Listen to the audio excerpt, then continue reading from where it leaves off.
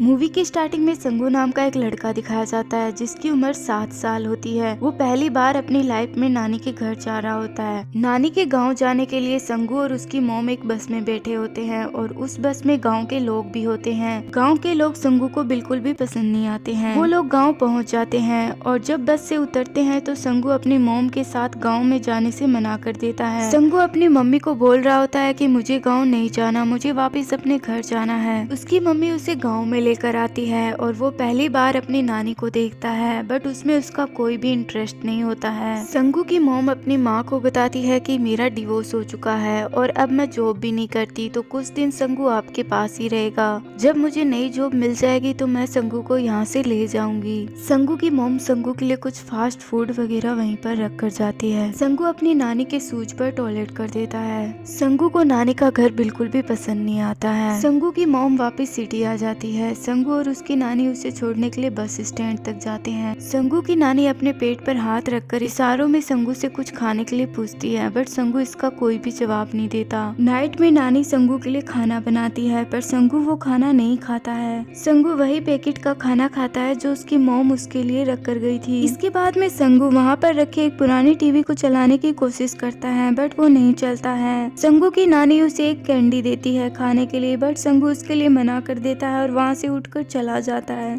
रात में संगू को वॉशरूम के लिए बाहर जाना होता है। संगू को बाहर डर लग रहा होता है। उसकी नानी उसके पास जाती है और उसके पास बैठी रहती है जब तक संगू वॉशरूम नहीं कर लेता। सुबह होते ही संगू की नानी पहाड़ों की तरफ पानी लेने के लिए जाती है। संगू के घर एक छोटा सा लड़का आता है संगू के साथ खेलने के लिए। वो संगू को खेलने के लिए बोलता है, बट संगू उसे मना कर देता है क्योंकि संगू का बिहेव बहुत ही ज्यादा रूड होता है। संगू उसे अपने खिलौनों को हाथ भी नहीं लगाने देता है। उस लड़के का छोटा सा डॉगी होता है जिसे संगू किक मार देता है। संगू अकेले ही इधर से उधर घूमकर खेलता रहता है। संगू गांव की सड़कों पर स्केटिंग करने की कोशिश भी करता है, बट वहां पर स्केटिंग नहीं हो पाती है क्योंकि गांव में सड़कें नहीं होती हैं। संगू को अपनी नानी से कोई भी मतलब नहीं होता है। वो पूरे दिन अपने अकेला ही गेम खेलने में लगा रहता है। संगू की नानी भी संगू के साथ खेलती है, बट संगू अपनी नानी पर ज्यादा ध्यान नहीं देता। वो लगातार उसे इग्नोर कर रहा होता है। संगू की नानी बहुत बूढ़ी हो चुकी है, इसलिए उसकी आंखें भी कमजोर हो गई हैं। वो सुई से सिलाई कर रही होती है, बट सुई से तागा निकल जाता है। वो संगू को सुई में तागा डालने के लिए देती है। पहले तो संगू इग्नोर कर देता है, बट उसके बाद में संगू अपने नानी की हेल्प कर देता है। इसके बाद में संगू को एक कॉकरोच दिखाई देता है, जिससे संगू बहुत ज्यादा डर जाता है और अपनी नानी को लगातार कह रहा होता है कि वो इस कॉकरोच को मार दे,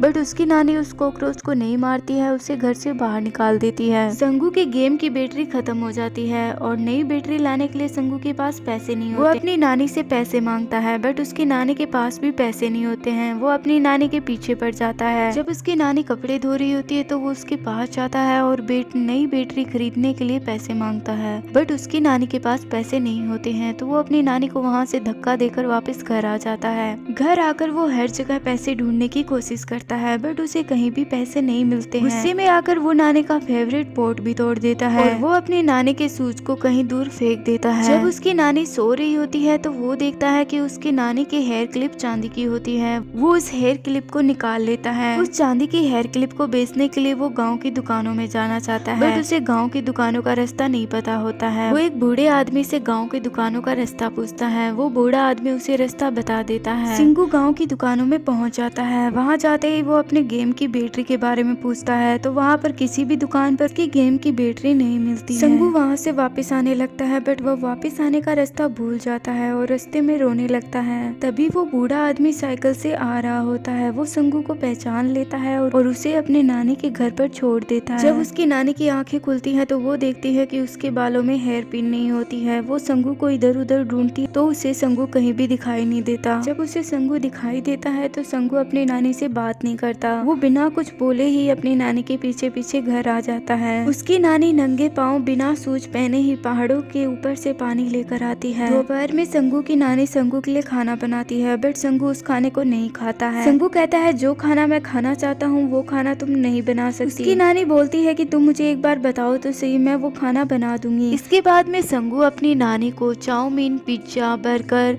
चिकन, इन सभी की फोटो दिखाता है। उसकी नानी चिकन की फोटो पहचान लेती है और वो उसे कहती है कि वो चिकन बना सकती है।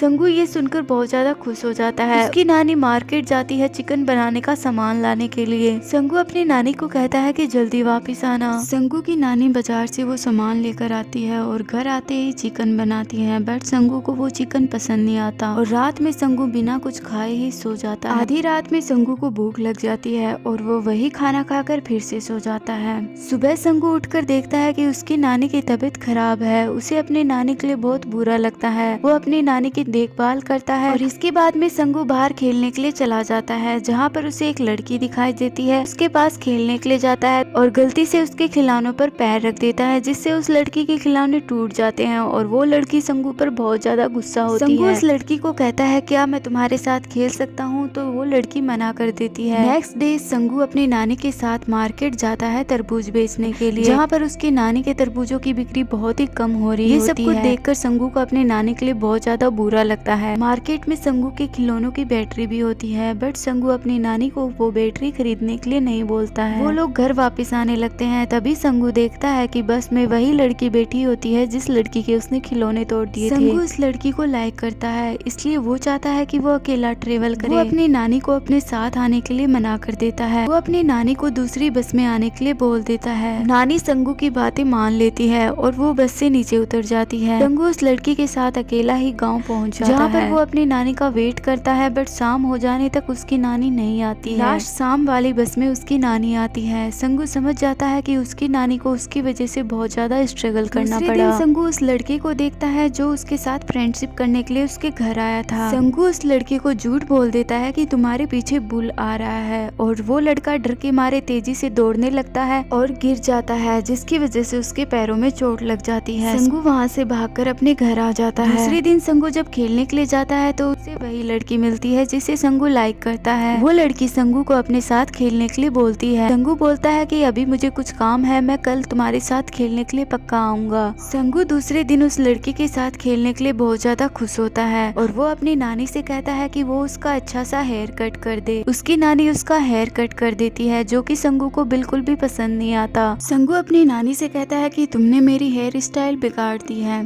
अब मैं उस लड़की से मिलने के लिए कैसे जाऊंगा। संगू अपने सर के ऊपर काला कपड़ा बांधकर उस लड़की से मिलने के लिए जाता है और साथ ही उस लड़की का फेवरेट टेडी बेयर भी अपने साथ लेकर जाता है। जब वो पहाड़ी से नीचे उतर रहा होता है तो रास्ते में मस्ती करने लग जाता है और इसी मस्ती में वो पहाड़ी से नीचे गिर जाता है और उसे बहुत सारी चोटें लग जाती हैं। जब वो खड़ा होकर चलने लगता है तो उसके पीछे एक तेजी से दौड़ता हुआ बुल आ रहा होता है। संगू उस बुल को देखकर बहुत ज्यादा डर जाता है और वहाँ से भागने की कोशिश करता है। तभी वहाँ पर वो लड़का आता है जिसके साथ संगू ने बुल का झूठा मजाक किया था। वो लड़का संगू को उस बुल से बचाता है। संगू को अपनी गलतियों का एहसास होता है और संगू उस लड़के से माफी मांगता है। वो लड़का संगू को माफ कर देता है। इसके बाद में संगू अपने घर जाने लगता है। रास्ते में जब वो अपनी जेब को चेक करता है तो उसमें उसका गेम और उसके साथ में बहुत सारे पैसे होते हैं। ये सब कुछ उसकी नानी ने रखा होता है। ये सब देखकर संगू इमोशनल हो जाता है। उसे रियलाइज होता है कि उसकी नानी उससे कितना प्यार करती है। संगू जब घर के पास पहुँचता है तो उसकी नानी उसकी हालत देखकर परेशान हो जाती है। अपनी नानी को देखकर संगू रोने लग जाता है। संगू की नानी संगू को एक लेटर दिखाती है जिसमें लिखा होता है कि उसकी मम्मी कुछ ही दिनों में उसे लेने के लिए वापस आ रही है। ये सब कुछ सुनकर संगू और ज्यादा रोने लग जाता है क्योंकि वो अब अपनी नानी के साथ रहना पसंद करने लगा है। संगू वापस सिटी जाने से पहले अपनी नानी को लिखना सिखाता है, साथ ही बहुत सारी सुइयों में तागा डालकर रख देता है। संगू अपनी नानी से कहता है अगर तुम्हें लिखना ना भी आए तो तुम मुझे खाली पेपर भेज देना,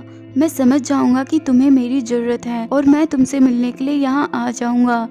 संगू की मम्मी संगू को लेने के लिए आ जाती है। संगू अपनी मम्मी के साथ सिटी जाने लगता है तो बस स्टैंड पर वो अपनी नानी की तरफ नहीं देखता क्योंकि इस समय संगू बहुत ज्यादा इमोशनल होता है। वो वापस सिटी नहीं जाना चाहता, वो अपनी नानी के साथ कुछ पल और बिताना चाहता है। बस आने के बाद में संगू अपनी नानी की तरफ नहीं देखता और जब बस चलने लगती है तो वो पीछे की सीट पर जाकर अपनी नानी को बाय कहते कहते रोने लगता है।